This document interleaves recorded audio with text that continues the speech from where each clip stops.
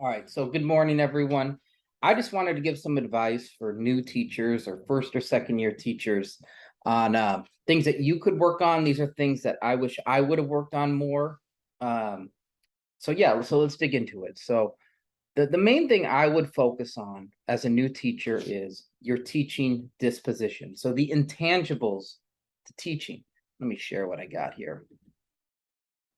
Okay, and I'm not saying don't focus on your content and building content knowledge. I'm not saying don't focus on classroom management. What I'm saying is your teaching disposition. So the intangibles you bring into the classroom are the most important aspects of teaching. These are the things that are going to allow the whole machine, the whole teaching machine to work. Okay. You could have the greatest lesson plans, the greatest lessons there are. And if you don't have the right teaching disposition, if you don't have rapport and trust with students, if the students don't believe you have their interests at heart, you're not going to be able to teach. They're going to resist. It happened to me. It happened to me. So this is what I recommend. So first and second year teachers, strive to be a warm demander. And I'll talk more about that. Okay. Strive to be a warm demander. So basically a warm demander is the warm aspect of teaching is your ability to make relationship with students, build rapport, build trust. And the demander part is learning how to be authoritative without being an authoritarian.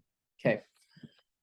So I'll go over that video next. I did put here, there's an overwhelming human side to teaching. You can't measure this with a rubric.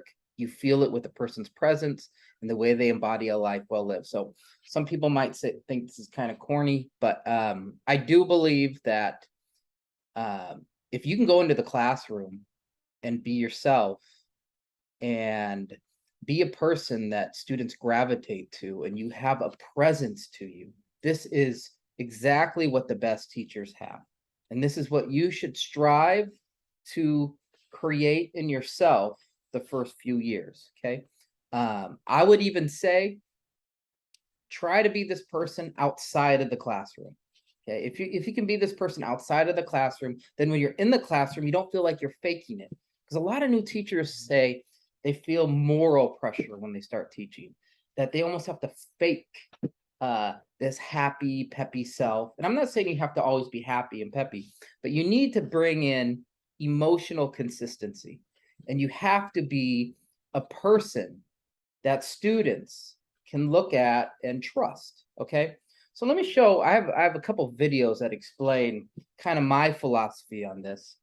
And the first one is be authoritative without being an authoritarian. Let me play it. I think this is very important. When was the last time you did a proper cleanse of your intestines? Maybe you do them often. It's a weird maybe ad. You've never done one. Okay. But when most people hear the word cleanse. One of the most difficult parts of building your teaching disposition is the art of being authoritative without being an authoritarian. Take the following statement by a teacher, for example. Quote, "That's enough of your nonsense, Darius. Your story does not make sense.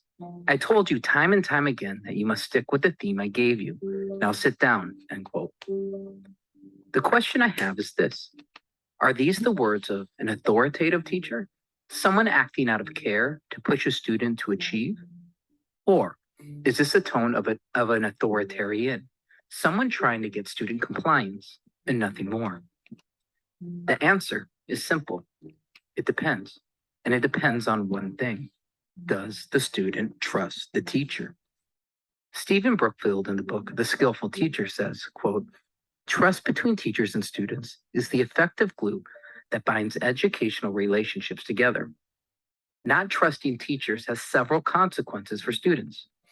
They're unwilling to submit themselves to the perilous uncertainties of new learning."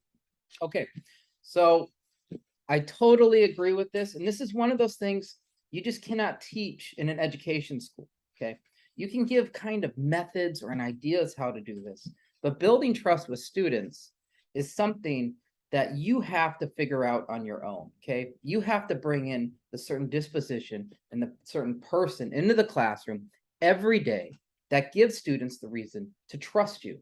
Okay, it can't be faked. That's one of the great things about teaching. And that's why this is something you should really focus on your first few years. Because if you can build trust with your students, then you are going to be able to get them to grow in other ways that other teachers can't. You could go into the classroom and be you could be Ernest Hemingway, right? You could be an amazing writer, and then if students don't trust you, if you don't have rapport with them, they're not going to learn from you. That's just how it is in middle and high school. Now, university might be a little different. But in middle school and high school, for most students, they need to be able to trust you. That's one thing that I've learned. Avoid risk. They keep their most deeply felt concerns private, end quote. In a 2008 article for Educational Leadership by Elizabeth Bondi and Doreen D. Ross, the authors say, quote, in acting as a warm demander, how you say it matters, but who you are and what students believe about your intentions matter more. So this is an interesting concept that I don't think education schools talk about a ton. I don't think teachers talk about it a lot because we're so standard oriented, system oriented, curriculum oriented, and these are not bad things, but this is a fascinating concept. How you say it matters, but who you are and what students believe about your intentions matter more. I couldn't agree more. Okay, so the kind of person you bring into the classroom really, really, really matters. Okay, you need to be emotionally consistent.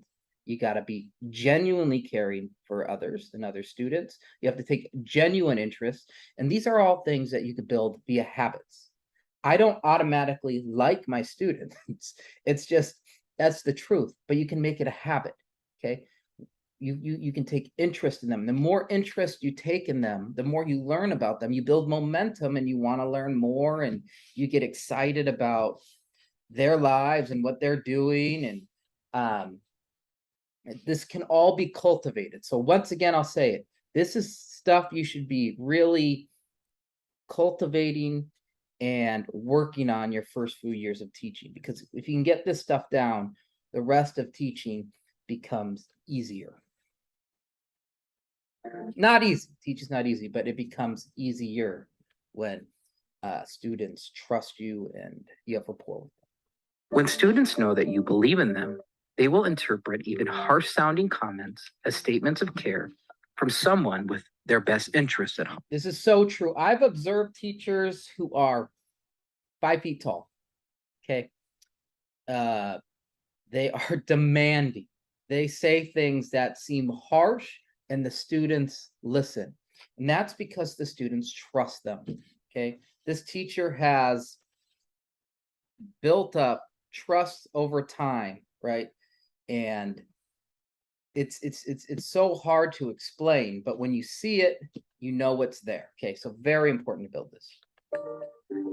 This means you can take 2 teachers and have them teach the same lesson to the same students in the same classroom and get different results.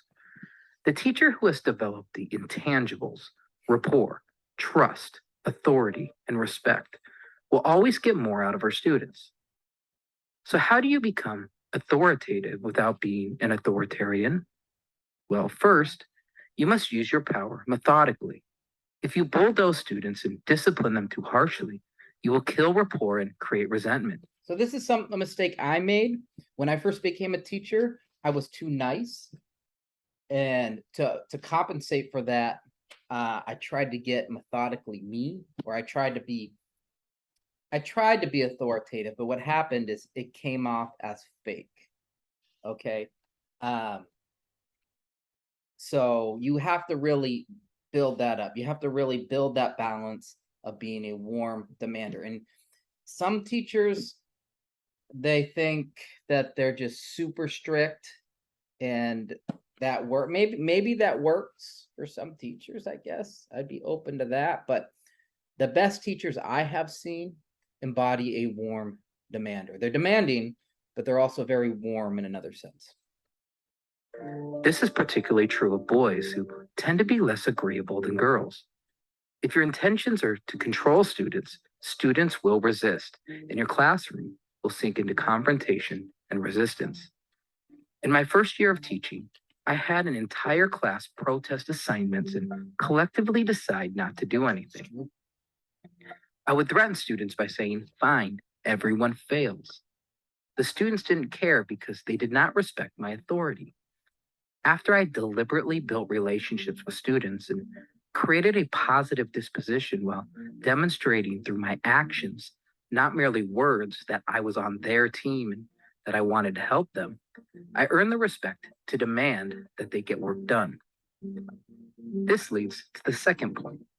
You must earn the right to be authoritative. Jeff Duncan Andrade, in his study on defining and developing teachers in urban schools, says trust is a pillar of teaching. He quotes a teacher in his study as saying, "You must earn respect every day. If you want to be trustworthy, you must be consistent with your moods, interactions, and your fairness." Many of the teachers I've been around can't understand why students don't trust them. They think of trust as something that is automatic for teachers. Like students are just going to trust them because they are in the position of teacher. But it doesn't work like that. You have to earn it every. So I think a lot of teachers today, they don't like this concept. They think that because they are the teacher, that there should be a certain level of respect. And I mean, there should be, but it's just, that's just not what you're going to run into in many schools. So that's why, once again, being emotionally consistent every day, having a passion for what you do or a positive outlook and taking interest in your students and seeing school as a place that you want to be, and really building the habit of this mindset and creating this kind of personhood and disposition is so important. Okay, because you do have to earn respect. That's just the reality of the reality that I face out here. Just because you have a bond with a student today doesn't guarantee that that bond will be there tomorrow if you don't keep working on it. The third way to be more authoritative is to be consistent with your assertiveness. Yeah. Being assertive displays confidence and personal power. You have to develop what the research calls your assertive voice. For assertiveness to sound genuine, however, you must use it consistently. Randomly being assertive makes you sound moody or angry. If you're consistent with your assertiveness, students interpret your. Once again, first few years, this is something you have to figure out. It takes a little bit of time and experimenting, but you do want to be assertive consistently, but you want to do it in a loving way. You're being assertive because you genuinely care for the students and you want them to do a good job. It's not an easy thing to do. That's something that you have to figure out. If you're assertive with students and they don't sense that they don't trust you and you haven't built rapport with them, they will rebel. And they will, in my case, they will argue back. It'll turn hostile, the class, and then you lose control of the class and you're putting on a show. Then you're losing control. It gets messy. Okay, you do not want that. No nonsense attitude as caring. All right. So let's go back. Where's my Google Doc?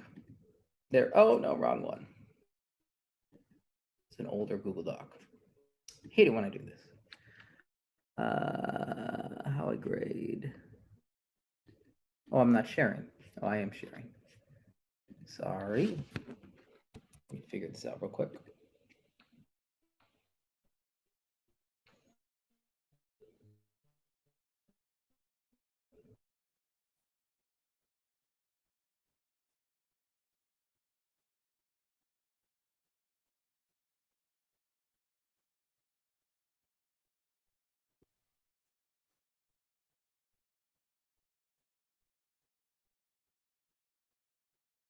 Aha, I am sorry. Okay. I don't know why that happens. My fault. Okay, finally. Whew. Okay, so First thing I would work on, be authoritative without being authoritarian. You need the mindset of becoming a warm demander. Okay. The next thing I would focus on is the power of humor. And what I say, when I say humor is, you as a teacher, you don't have to be a clown. You don't have to always be telling jokes. I do. I'm kind of clown in my room, I guess. But instead of being always trying to be funny, you need to be able to see the funny in your students. Okay. If your students don't make you laugh, if you don't like them, if you don't see the silly things they do as silly, if they always annoy you, oh man, teaching is going to be rough. Okay. You have to be able to switch your perspective and see these kids as funny, because they are funny. Sometimes they do cross the line a little bit, but being able to see the funny in your students is going to make teaching so much better. So cultivate this perspective. Let me play the video. Oh, it's good. Wealth management is navigating the peaks and valleys. The magic of humor in the classroom is that it bridges surprise with safety. You see, classrooms, with their norms, rules, and schedules, bring predictability. However, attending the same class at the same time on the same day gets dull. A teacher who interrupts this routine with a quirky idea, a silly solution, and dares to see, in the words of Mark Twain, the good-natured side of truth, is a teacher who can break the monotony of scripted activities. Study after study says the same thing. Humor breaks routine. Humor also builds trust by creating cohesion and leveraging power distances. Humor builds trust. You're speaking the language of a teenager when you are striving to see the humor of things, okay? Humor is an amazing tool for building rapport and trust. If you have difficulty managing a classroom, get a sense of humor.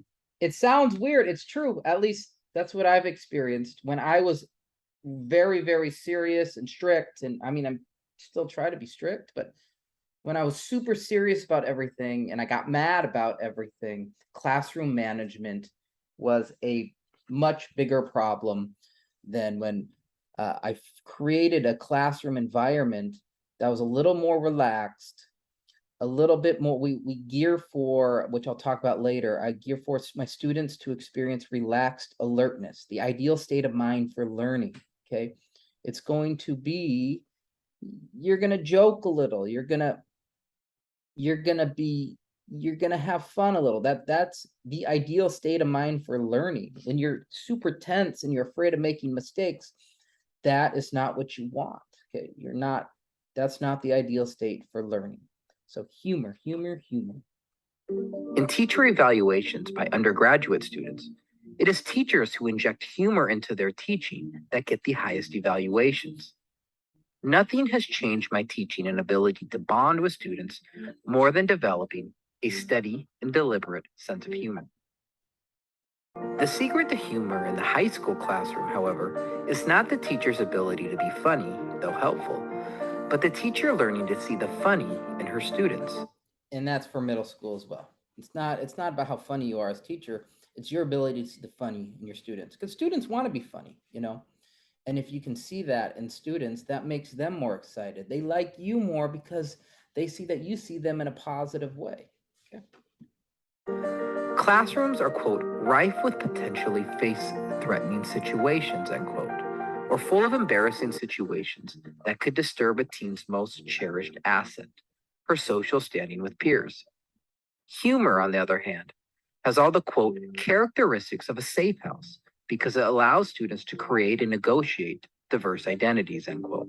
And obviously you want certain kinds of humor. You don't want your classroom to be humorous in the sense that people are making fun of other people and that makes other people laugh. Not that at all. That's not the humor I'm talking about. Or in normal talk, it allows students to be themselves. When you, the teacher, see the funny side of your students and point it out to them, you are recognizing individual traits they possess, thus confirming their uniqueness. What I learned is you can take Everyone is funny in their own way. Okay, that's another thing. So if you can see if a student is shy and they don't talk much, but they do something and you recognize it as being silly, being funny in a good way, well, this is gonna allow that student to come out of their shell a little bit. That's what humor does. things that bother you, the random noises students make, the annoyances they purposely do, and flip the situation into something funny. I had a student who, several times a class, would interrupt me by saying the word bet. Initially, I would stop the class, stare at the student, and move on. His interruptions continued for weeks. Finally, after explaining instructions one day, I loudly said, before he could, bet. The class erupted. The student laughed. Okay, mister, he said, I see you. So that's one thing that's really worked for me. Students would interrupt me when I was speaking. They would do all sorts of stuff and I would get mad. I'd stare them down. I'd try to be tough. It didn't work. Maybe it works for some other people. It didn't work well for me. However, if I kept things lighthearted for the most part, or made a joke out of it, or like asked them, what does that even mean, by the way, bet? Like, can you explain that to me? If you kind of just kept things light, then the problem kind of just solved itself. It kind of went away. If you, the teacher, make a big deal out of stuff and you get mad, well, the student's going to keep doing it to mess with you. So use humor to kind of end the situation and move on. And if you show that something's really getting to you, students are going to keep nudging you. Okay, so you need to move on from it in some kind of way, and humor is often the solution. I turned his misbehavior into a joke, and it brought levity to the class. I asked the class how to teach me how to use bet like they do. The amazing thing about being a teacher in over 30 is the fact that once you start saying a word, by default of being old, you make the term uncool. Now, I am the only one who uses the word bet in the classroom. All right. So yeah, let me go back. If I can figure this out. I don't know why I have such problems with this. Stop sharing. Oh, there we go. Figured it out. Whew. Zoom gets me. Okay. Oh, I need to share. My bad. Voila. All right, got it. So we've gone over be authoritative without being an authoritarian. You're trying to forge that. The power of humor. And now, instead of trying to control students, focus on fostering relaxed alertness. So instead of trying to control everything students are doing and seeing that as your big victory, control, you want to, believe it or not, your goal is to get students to learn. And the ideal state of mind for learning is relaxed alertness. So let me, got a video explaining that. I'll leave all these videos in the description so you can see for yourself. Chasing that A and want to save time on proofreading? Grammarly makes editing one click simpler. One of the great joys of teaching is experiencing the aha moment, that spontaneous flash of insight when a student smiles and says, ah, I get it. Research says the optimal state of mind to stimulate cognitive discoveries, such as the aha moment, is relaxed alertness. This is the sweet spot of thinking, where the feel-good, lost in the moment state of flow converges with creative tension, that uneasy feeling you get when grappling with a new idea, or when you're on the verge of creating something, but then just can't get there. You are both entranced and frustrated, lost in active uncertainty and productive struggle. In the same way, a personal trainer must get his client used to the painful lactic acid buildup in the muscle to make it grow. Teachers must get students used to the struggle and uncertainty of trying to grasp complex ideas. What many teachers seem to misunderstand, however, is that higher order thinking is not cultivated in strict and compliant classrooms.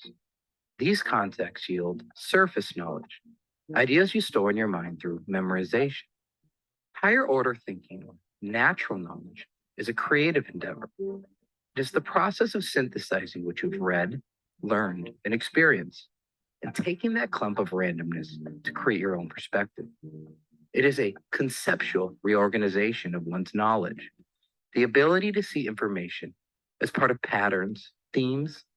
Okay, so basically what it's saying, if you want students to be creative in your class and to engage in more higher order thinking, you need them to be relaxed. They're going to be reading something, thinking about something 1 minute, and then maybe laughing a little bit the next. And then I mean, of course, you want to try to direct them back, but it's not, in my opinion, the ideal classroom is not the one where students are always perfectly behaving, in the sense that they're just sitting there quiet. I mean, if they're taking a test, obviously, but a classroom that cultivates this mindset of relaxed alertness should be playful. You're playing with ideas. Just a student can be like, oh, wait, I just got an idea. And then maybe that idea is just bad. And someone's like, dude, I don't think that'll work. Like, yeah, you're right. It's just, you're playing with stuff, right? That's how you learn how to synthesize information and do higher order thinking, and how you become more creative. You have to be relaxed, and you have to be focused, but relaxed. That's the mindset you're trying to cultivate in your class. And stories. This kind of complex thinking is stimulated emotionally through curiosity, excitement, excited expectancy, or anticipation, awe, and even fear. The book Teaching in the Human Brain states, emotions and thoughts actually interpenetrate and shape each other.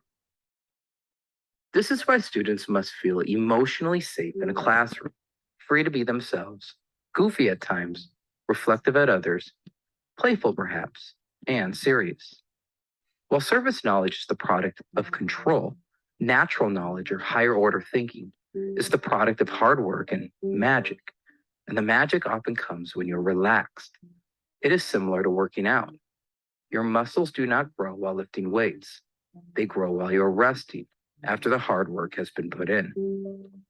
If you want your classroom to be a place of magic, relaxed alertness must be your goal. The best way to facilitate relaxed alertness, though, is through what Bulgarian researcher Lazarov calls teacher prestige. This is the authority that teachers have in the eyes of students by virtue of the sort of people they are and the knowledge they are able to. Once again, we come back to the teaching disposition. Who you are as a teacher, who you are, the kind of person you bring in is so important. Because if you're a person that students trust, if you're a teacher who's built rapport, and they look at you positively, this is really going to help you with teacher prestige and be able to grow students when it comes to focusing on their work and giving them feedback. Once again, having these, how do I put it? Being a warm demander and bringing in a person to the classroom that people trust is going to open all sorts of doors to you as a teacher. He says, there are two components to teacher prestige. The first is through a concept Lazarov calls double plainness. This is when a teacher's internal beliefs and values are congruent with their actions. If your actions are genuine and you don't just talk the talk, but walk the walk of a caring and moral teacher, students will trust you. Without trust, students will not take risks and endure the messiness of higher order thinking. Trust is often built through what Lazarov calls the childlike state, or creative playfulness. Lazarov warns that playfulness should not be used as a technique to build a certain mood, but it must be, quote, part and parcel of the experience of content, end quote. This means the teacher must embody creative playfulness. It must ooze from the teacher. This is why the best teachers can be spontaneous. Their subject matter, whatever they're teaching, is part and parcel of who they are. So when they're teaching, they're just being themselves. They're just being their curious selves. They're not faking anything. Okay. And this genuineness, students are going to see it. So if you're up there and you're just being yourself and you're thinking of ideas and you're curious and you're like, hey, you know what? I just got an idea. Let's try this. and you're being playful about it, this is what the best teachers do, okay? They model curiosity and creative tension and this playfulness. As she discovers and learns in front of students, the teacher must model creative playfulness so students know that they can be goofy and serious learners at the same time. The second component of teacher prestige is expertise. The teacher must have a natural, lively grasp of the facts and must engage in discovery. Yeah, so once again, today's topic is mainly building your teaching disposition, but one thing that's going to help you really model curiosity and everything is if you're well versed in your content knowledge. If you know your subject very well, that is very, very important. To model that higher order thinking is not about knowing specific answers, but being grounded in the subject matter. This means to engage students in relaxed alertness, you need to be well versed in your content area. Otherwise, students will not trust your academic authority. Relaxed alertness is a state of mind we should embody and model to our students. It is a state of mind that is optimal for higher order thinking. Thanks. All right, there we go. So almost done. Let me go back. Ooh, I figured it out. That's right. It only took me 30 minutes to figure it out. Okay, so, oh, I gotta share it. My bad. Share screen. Oh, wait, share screen. Okay. So my advice for new teachers, learn how to be authoritative without being an authoritarian. Okay. Build your sense of humor or your ability to see humor in your students. Okay. Instead of control, focus on cultivating relaxed alertness. Model that in your classroom, and hopefully your students will do that as well. And the final goal, your final destination for your first few years is to become that warm demander in your own way, right? We're all going to be warm. We're not all going to have the same disposition. That would be boring. We're all our own people and we're individuals. The final goal is to become a warm demander. Let me play that real quick.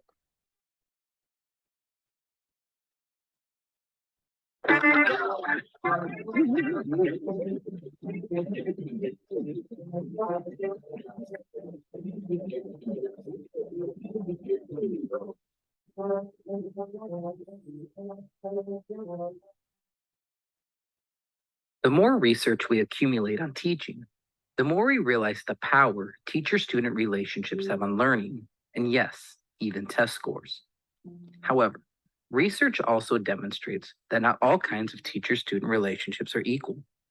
In fact, the relationships and dispositions many teachers believe to be most effective are not.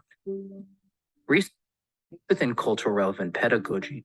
So once again, the warm demander, if you can build trust and rapport with students, okay, if they believe that you know what you're talking about, if they see you as a genuine person, then this is what's going to allow you to stretch them as learners, okay? This is you're going to be able to push them through.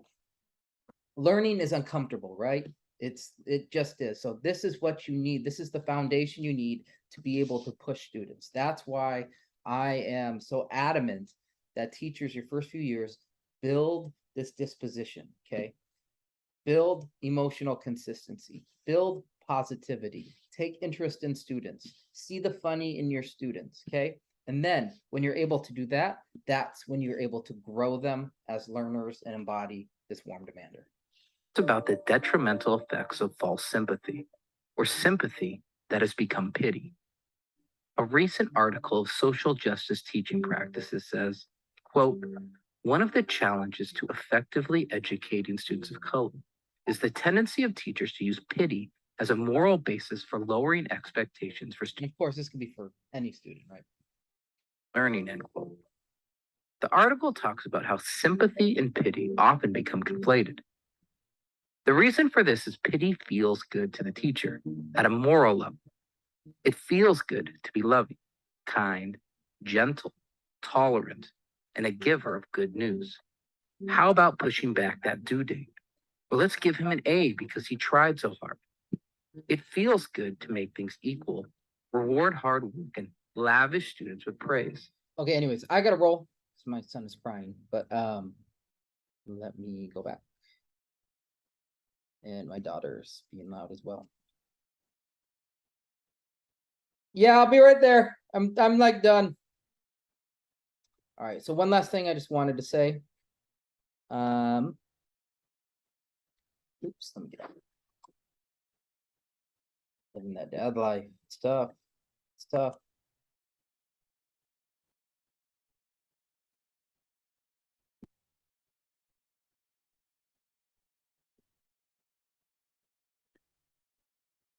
All right, so once again, these are the things to build your to really build upon when you're a new teacher, the first few years. Be authoritative without being authoritarian. Power of humor.